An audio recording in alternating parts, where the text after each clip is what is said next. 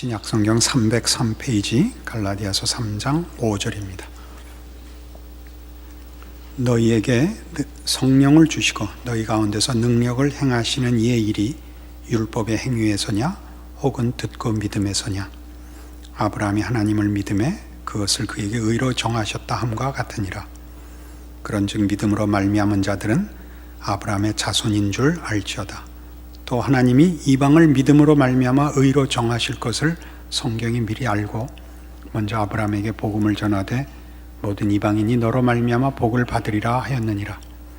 그러므로 믿음으로 말미암은 자는 믿음이 있는 아브라함과 함께 복을 받느니라.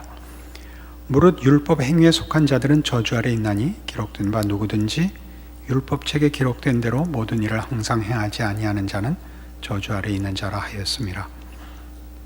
또 하나님 앞에서 아무도 율법으로 말미암아 의롭게 되지 못할 것이 분명하니 이는 의인은 믿음으로 살리라 하였음이라. 율법은 믿음에서 난 것이 아니니 율법을 행하는 자는 그 가운데서 살리라 하였느니라. 그리스도께서 우리를 위하여 저주를 받은 바 되사 율법의 저주에서 우리를 속량하셨으니 기록된 바 나무에 달린 자마다 저주 아래 있는 자라 하였음이라. 이는 그리스도 예수 안에서 아브라함의 복이 이방인에게 미치게 하고 또 우리로 하여금 믿음으로 말미암아 성령의 약속을 받게 하려 함이라. 이 갈라디아서는 도움 없이 혼자 읽으면 그 뜻이 이렇게 분명하게 드러날 만큼 이렇게 간단하지 않습니다. 누군가 도와줘서 인도해야 될 책 중에 하나지요. 갈라디아 교회 교인들에게 저들의 신자된 근거, 신자된 정체성, 예수 그리스도로 말미암는 하나님의 자녀된 그 정체성을 다른 것에 팔아먹지 마라, 그 얘기를 하는 것입니다. 우리 안에 근거를 가지려 하거나 그리스도의 십자가 외에 다른 것으로 자신의 신앙을 혹은 구원받은 신자의 신분을 확인하려고 하지 마라, 그것입니다. 5절 보시면 너희에게 성령을 주시고 너희 가운데서 능력을 행하시는 이의 일이 율법의 행위에서냐 혹은 듣고 믿음에서냐 이렇게 합니다. 성령을 받은 것이, 성령의 시대가 열린 것이 너희 안에 근거가 있었느냐, 너희가 열었느냐 이거죠. 우리 지난 수요일에 확인했던 것입니다. 예수님이 성령 시대를 여셨습니다. 예수님만이 유일한 근거이십니다. 그래서 이 문제를 뭘로 연결하느냐 하면 6절에 보듯이 아브라함이 하나님을 믿음에 그것을 그에게 의로 정하셨다 함과 같으니라. 성령 시대를 연 것이 그 성령 시대에 사는 신자들에게 허락된 축복과 특권의 시대이고 새로운 시대이지만 우리가 열지 않은 것 같이, 또는 우리가 열지 않고 하나님이 그의 은혜로 허락하셨다는 것을 아브라함이 어떻게 의롭다함을 받았느냐에서 다시 한번 확인해봐라, 그거죠. 아브라함은 하나님을 믿음으로 의롭다함을 받았습니다. 여기서 말하는 믿음으로 의롭다함을 받았다는 것은 아브라함이 의롭다함을 받을 조건과 자격을 제시하지 못했다에 초점이 있습니다. 믿음으로 의롭게 되었다라는 것은 믿음이 가지는 그 가장 중요한 본질이 그렇듯이 우리에게 허락된 결과가 자신이 가진 조건 위에 서 있지 않은 법칙을 얘기할 때 믿음이라고 한다고 했습니다. 행위와 구별되는, 율법과 구별되는 은혜, 믿음을 논할 때의 믿음입니다.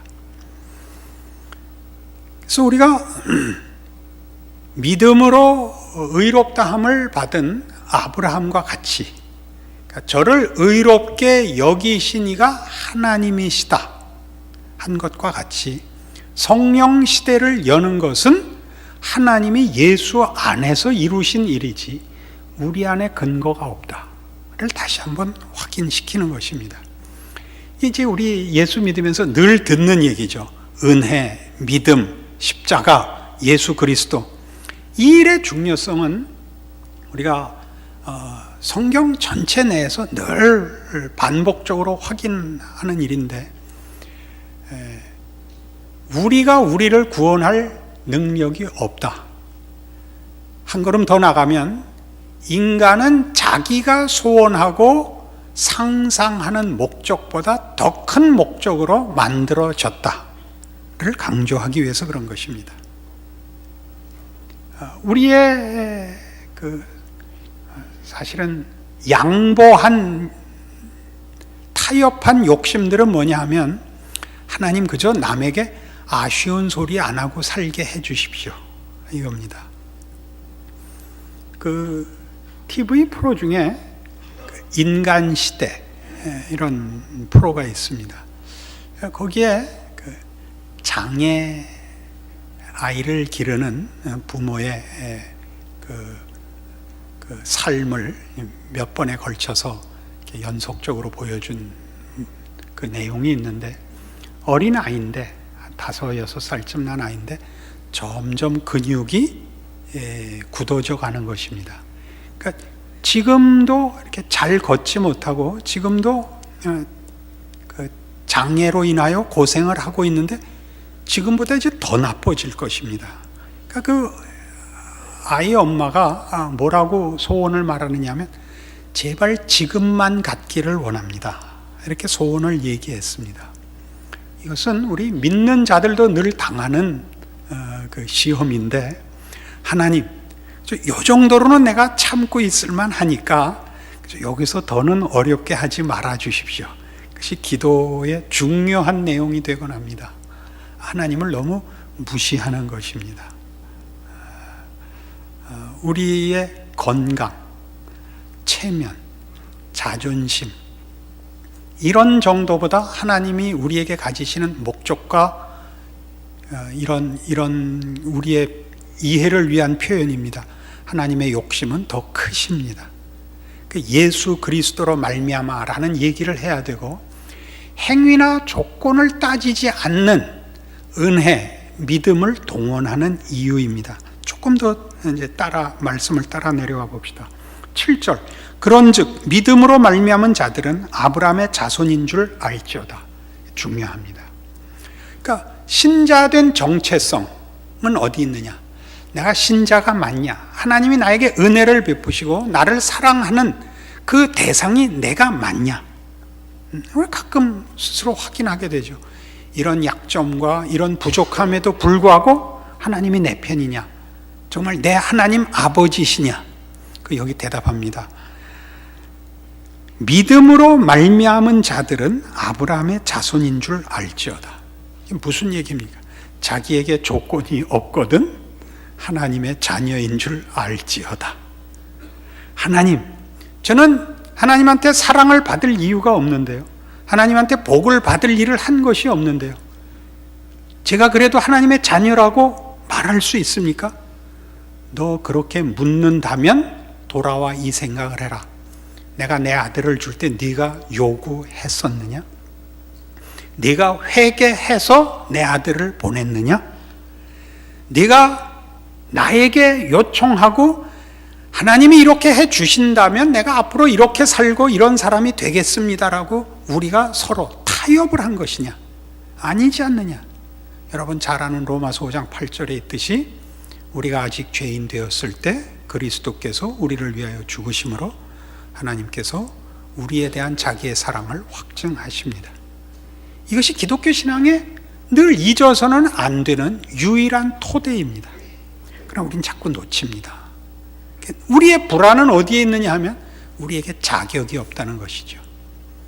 우리의 의심은 내가 그 은혜를 아무리 반복해도 나아지지 않는다는 데 있죠. 그죠? 이 두 번째 우리 중요하죠. 한 번 은혜를 입고 그 다음엔 은혜가 필요 없는 사람이 되고 싶죠. 하나님이 그러시지 않습니다. 은혜로 시작하고 은혜로 마칠 것입니다. 그러니까 여러분이 자격 없어 하는 것은 당연한 자책입니다. 그러나 우리가 우리가 자신 있는 것으로 우리에게 근거를 가지는 순간 우리는 하나님의 목적과 뜻에서 벗어납니다. 그 얘기를 이어서 합니다. 8절, 또 하나님이 이방을 믿음으로 말미암아 의로 정하실 것을 성경이 미리 알고 먼저 아브라함에게 복음을 전하되 모든 이방인이 너로 말미암아 복을 받으리라 하였느니라.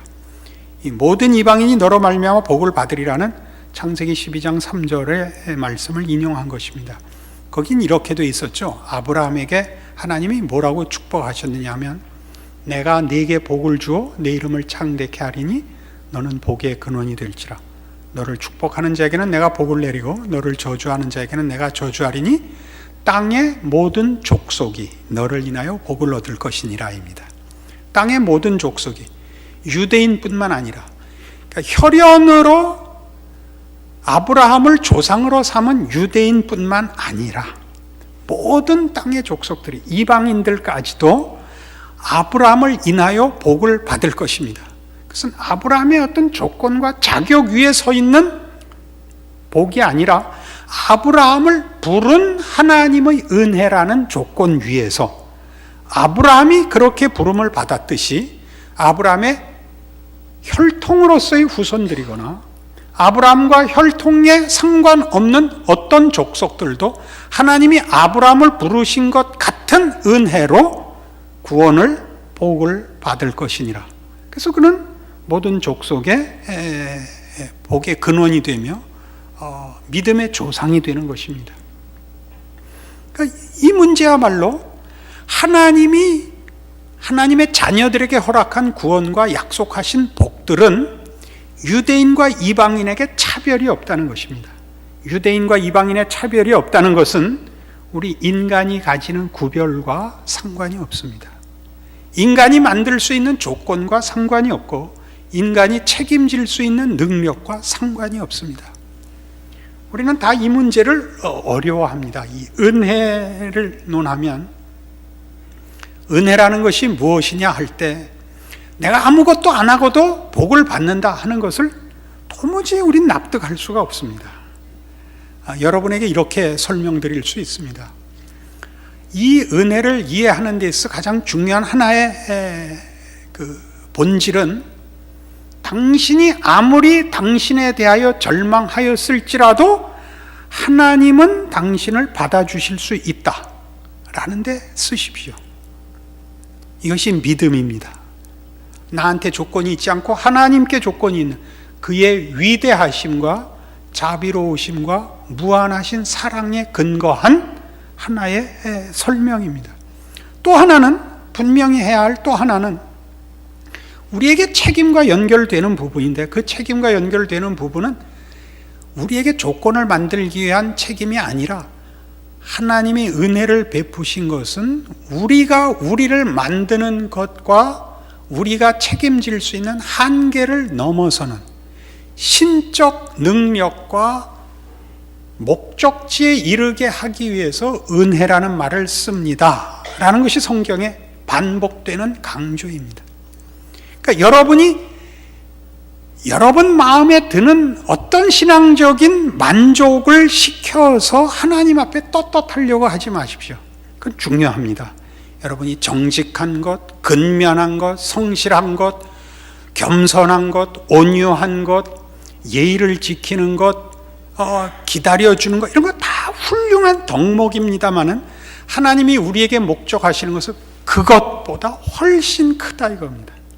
여러분이 다만 정직하고 여러분이 다만 신실하고 여러분이 다만 따뜻하고 책임 있고 하는 정도가 하나님이 우리에게 목적한 창조의 목적도 우리를 구원하시는 구원의 목적도 아닙니다.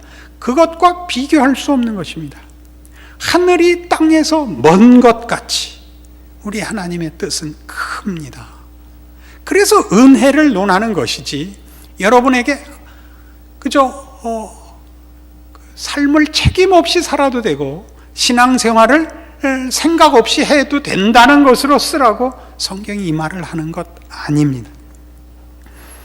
그래서 복음은 모든 일을 위한 것이고 그 모든 일을 위한다는 말 속에는 지금 얘기한 바와 같이 그의 자격과 조건을 묻지 않을 뿐만 아니라 그의 책임과 소원을 넘어서는 신적 작정이 있기 때문에 복음은 인간의 구별과 차별과 경쟁으로 확인할 수 있는 그렇게 작고 제한된 것이 아니니라. 이 모든 뜻이 모아지고 있습니다. 생각하면 놀라운 일이죠. 우리가 인간의 한계와 인간의 못난 것을 확인하는 것보다 더 중요한 일은 없습니다. 우리가 소원하는 것은 아까 우리 잠깐 예를 든 것 같이 그저 남한테 아쉬운 소리 안 하고 사는 것이 아마 평생 최고의 소원일 것입니다. 남한테 아쉬운 소리 안 하고 사는 거 그런데 얼마나 어려운지 아시죠? 참 어렵습니다. 아쉬운 소리 안 하고 사는 거, 그것이 우리 신앙적으로 따지면 정말 하나님을 무시하는 발상입니다. 하나님은 우리로 하여금 하나님의 영광의 찬송이 되게 하시겠다 약속하셨습니다. 여러분, 믿음을 훨씬 크게 열어놓고 받아들이셔야 됩니다. 그래서 아까 얘기한 것 같이 이런 은혜와 하나님으로부터 시작하는 이 구원, 약속된 복들은 우리의 한계로부터 우리를 구원해내는 것입니다. 책임과 자격이라는 데서 구원할 뿐만 아니라 우리의 소원과 우리의 욕심에서부터 구출해냅니다. 그것보다 더 큰 대로입니다. 그것이 10절 이하의 말씀입니다. 무릇 율법 행위에 속한 자들은 저주 아래 있나니 기록된 바 누구든지 율법책에 기록된 대로 모든 일을 항상 행하지 아니하는 자는 저주 아래 있는 자라 하였습니다. 또 하나님 앞에서 아무도 율법으로 말미암아 의롭게 되지 못할 것이 분명하니 이는 의인은 믿음으로 살리라 하였습니다. 율법은 믿음에서 난 것이 아니니 율법을 행하는 자는 그 가운데서 살리라 하였느니라. 10절에서 12절에 걸친 율법에 관한 얘기, 그것이 저주 아래 있다는 얘기는 율법은 긍정적이지 않습니다. 대단히 부정적입니다. 커트라인에 불과하죠. 최소한 여기까지 돼야 되고 이 수준에 미치지 못하면 정죄와 심판 아래 있다고 선언하는 기준선입니다. 그러니까 율법은 우리를 하늘 너머로 보내는 것이 아니라 땅에 묶어놓고 있는 것 같은 제한과 속박 속에 있고, 율법을 지킨다는 것은 파멸을 면하고 정죄를 면하는 것은 될지언정 긍정적으로 어디를 가자는 것은 만들어내지 못합니다. 그는 거짓말을 하지 않았다는 있어도 정직은 적극적으로는 무엇을 만들어내는 표현이 아닙니다. 더 가야죠. 더. 그래서 이 율법의 한계들은 율법을 준 하나님의 중요한 목적이 율법을 받은 자가 가지는 정체성을 위하여 줬지 책임으로 주지 않습니다. 다시 한번 합시다. 율법을 가진 자는, 받은 자는 그 율법이 하나님이 계시고 내가 하나님의 자녀라는 신분이기 때문에 율법을 받은 줄로 아는 것입니다. 나는 이 율법을 최소한의 기준으로 명하시는 하나님의 자녀다 라는 정체성으로 율법을 이해하고 지키지, 이 율법을 우리가 지켜 흠이 없어야 된다 라는 것으로는 율법을 이해하지 않습니다. 그것은 우리 모든 신앙생활이 예수 믿는 자다워야 된다라는 것이 세상 사람들의 눈에 납득이 가는 것보다 더 가는 것입니다. 그래서 결국은 어디로 가느냐면 이해하지 못하는 것이죠. 그것은 물론 부정직한 걸 말하거나 태만한 것을 변명하는 대로 쓰여서는 안 됩니다. 우리는 당연히 정직해야 하며 당연히 성실해야 하며 당연히 세상 사람들보다 그 성품에 있어서 앞서 나가야 됩니다. 그러나 우리가 그런 모든 일을 하는 것이 세상 사람들에 의해서 이해될 수 있는 것보다는 더 나갑니다. 왜 예수를 믿는지 세상 사람들은 알 수가 없습니다. 그건 하나님을 알아야 되는 문제이고 하나님의 약속 속에 있어야만 이해되는 것이지, 세상 사람들이 다 알도록 얘기를 할 수 있었다면 예수님이 십자가를 질 필요는 당연히 없었을 것입니다. 예수님이 이 땅에 오셔서 십자가를 지고 죽으셔야만 했다라는 것을 늘 돌아보아야 합니다. 복음은 십자가로 말미암아 준 것이요, 십자가로 말미암아 주었다는 건 우리 중에 누구든지 자격으로, 자기의 능력으로 복음을 자기에게 적용할 수 있는 사람은 없다는 얘기입니다. 그것은 더 나아가서 우리가 우리를 위하여 죽는 것과 비교할 수 없이 큰, 우리를 지으신 하나님이 나를 위하여 죽으심으로써 목적하고 있는 목적이 내가 나를 위하여 목숨을 거는 것보다 당연히 클 수밖에 없다 하는 대로 우리를 인도해야 됩니다. 아멘 한번 하실까요? 요새 옆구리를 찌르다 못해 꼬집어야 되니까. 그러니까 예수를 믿는다는 건 큰 겁니다. 하나님의 신비하신 부름 앞에 있습니다. 우리 중에 누구든지 자기의 신앙을 확인할 때 나 이만하면 됐다라고 생각하는 것으로 확인하시면 안 됩니다. 우리에게 늘 사실은 죄책감이 쫓아다니는 것이 당연합니다. 또 하나님이 정말 내 편을 드는가 하는 믿음에 대한 의심도 늘 따라 붙습니다. 왜요? 우린 믿음 속에 있고 약속 속에 있어서 하나님이 조건이시기 때문에 그 조건이 내 안에 있어서 내가 꺼내보고 싶을 때 내 방식대로 펼치고 그 효능을 확인할 방법이 없기 때문에 우리는 사실은 아주 자주 정말 하나님이 약속하신 것이 진실한가? 결국 그 결과가 올 것인가? 불안합니다. 믿음에는 이 불안과 의심의 국면이 꼭 있습니다. 그것이 없으면 그건 믿는 것이 아니라 생각이 없는 것입니다.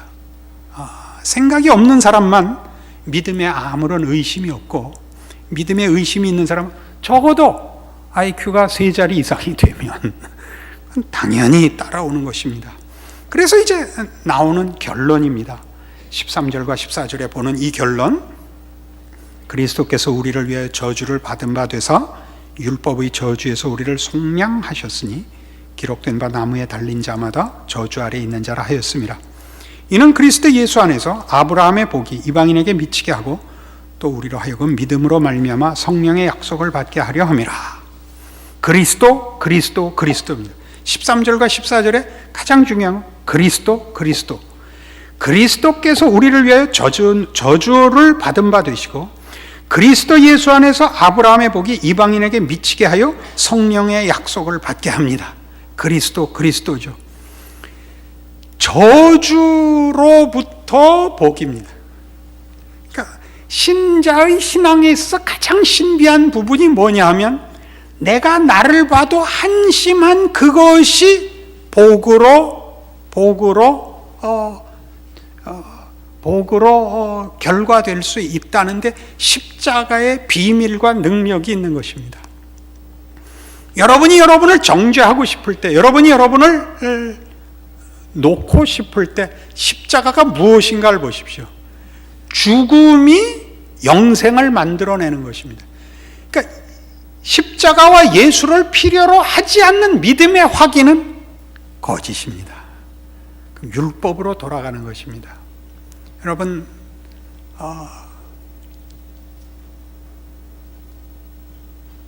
여러분이 제 설교에 귀를 기울이시는 이유를 제가 압니다. 여러분들도 순탄한 신앙생활을 하고 있지 않다는 뜻입니다. 고민하고 계시고 스스로 자책하고 계시는 분들이라는 뜻입니다. 그렇지 않고야 저한테까지 왔겠습니까? 저의 책임은 뭐냐? 바로 여기에 보냄을 받은 것이죠. 사도 바울이 이방의 사도가 된 것 같이 저는 절망의 사도가 된 것입니다. 테레사 수녀는 자신의 소명을 뭐라고 소개했느냐 하면 자기는 어둠의 성녀라고 했습니다. 그는 평생을 그 비천한 자들을 위하여, 다만 경제적으로 어려운 사람들이 아니라 그 인간의 존엄성이라는 가장 기본적인 정체성의 상처를 입은 자들을 위하여 보냄을 받았다고 당신의 소명을 이해했습니다. 인도의 천민들을 찾아갔을 때 그는 꼭 무엇을 갖다 주는 것으로 그의 구제 활동을 그친 것이 아니라 그 방문을 하여 그 사람을 씻기고 인간 대접을 하는 것입니다. 구호품을 주러 가는 것이 아니라 같은 인간 대 인간의 존엄성을 확인해 주며 위로하며 대접해 주러 갔다는 것이죠. 자신을 뭐라 그랬다고요? 어둠의 성녀라고. 왜요? 그의 사역 내내, 그의 평생에 걸쳐서 여러분 신분지상에도 발표된 그의 편지의 내용에서 보듯이 그는 깜깜한 어둠 속에서 이 소명을 행했던 것입니다. 하나님이 나에겐 빛을 도무지 주시지 않습니다. 하나님은 나를 외면하고 있는 것 같습니다. 그가 그 고통 속에 울부짖으면서 그래서 더욱더 어둠에 사는 자들, 자신도 자신을 존귀하게 여기지 못하는 절망 가운데, 그 낙심 가운데 있는 사람들의 처지를 이해할 수 있게 됐다고 말하자면 그것이 성육신의 길이더라고 고백합니다. 여러분이 가지시는 절망은 여러분이 은혜의 위대함을 더 깨닫게 하기 위한 하나님의 신비한 인도하심일 것입니다. 저는 보통 얘기하는 식으로 제 신앙이 좋다고 얘기할 수는 없습니다. 그러나 오늘 우리가 함께 나누는 이 절망이라는 또는 죄책감과 자책이라는 측면에서 얘기하자면 저는 신앙이 좋은 사람입니다. 저만큼 십자가의 필요성을 더 깊이 느끼는 사람은 없기 때문입니다. 그리고 제가 여러분과 나누는 성경의 가장 중요한 내용들, 신앙의 본질된 내용들을 여러분 우리는 절망 가운데서 확인하는 것입니다. 우리가 우리를 절망하는 것은 하나님의 능력과 우리를 향한 그의 뜻을 무시하는 것이다 까지 왔다면 우리의 믿음은 기특한 것입니다. 여러분 모두가 이런 하나님의 위로하심과 예수 안에서 찾아오심을 기억해야 합니다. 그래서 예수 그리스도는 제가 여기 써왔습니다. 좌절, 죄책, 소외, 무능, 그 모든 것을 극복하는 것입니다. 여러분이 극복하라 그러지 않습니다. 예수께서 십자가로 극복하시고 찾아오십니다. 예수님께서 우리의 무능과 무력과 절망을 뚫고 들어와서 나를 잡았는데 여러분이 아니라고 우기고 있다는 것을 인정하셔야 됩니다. 예수님은 오셔서 여러분을 부둥켜 안았는데 여러분은 이걸 해결하지 않는 이상 하나님이 나를 찾아올 수 없다고 그럽니다. 그건 무슨 얘기냐? 내가 찾아가지 않는 한 내가 하나님을 만날 수는 없다고 우기는 것입니다. 하나님은 우리보다 크십니다.